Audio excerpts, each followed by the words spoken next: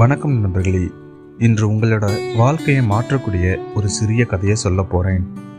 நம்ம எல்லாரும் வாழ்க்கையில் ஒரு கட்டத்தில் தோல்வி என்னும் சவால்களை சந்திக்கிறோம் அல்லவா? அந்த தோல்வியில் எப்படி மறைந்திருக்கும் வெற்றியை பார்க்கணும் என்பதுதான் இன்றைய கதையோட மெசேஜ். ஒரு இளைஞன் இருந்தான். அவன் கனவு என்ன தெரியுமா? ஒரு அரசு வேலை வாங்கணும். ஆனால் எத்தனை முறை தேர்வு எழுதினாலும் எப்போதும் தோல்விதான். அவனுடைய நண்பர்கள் எல்லாம் வேலைக்கு போய் செட் ஆகிட்டாங்க. ஆனால் அவன் மட்டும் வீட்டிலே இருந்தான். தோல்வி தோல்வி என்று ஒரு நாள் அவன் மனது உடைந்து போய்விட்டது. இது எனக்கு பொருந்தவில்லையோ, இல்லை இதை விட்டு விடலாமா என்று கூட நினைத்தான். அந்த நேரத்தில் அவனுடைய அப்பா வந்து ஒரு சிறிய அறிவுரை கூறினார்.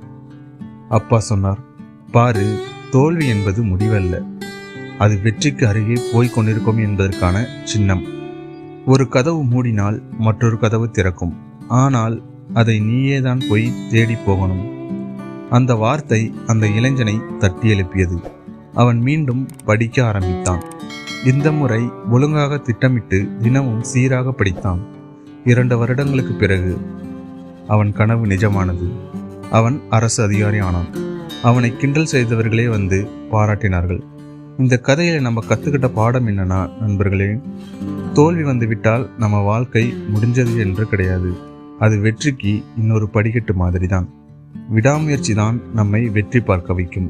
அப்படிதான் நண்பர்களே, இந்த இளைஞன் தோல்வியை வெற்றிக்கான படிக்கட்டாக எடுத்தான். நீங்களும் வாழ்க்கையில் எத்தனை தடைகள் வந்தாலும் விடாமுயற்சி மட்டும் இருந்தால் வெற்றி தானாக வந்து சேரும்.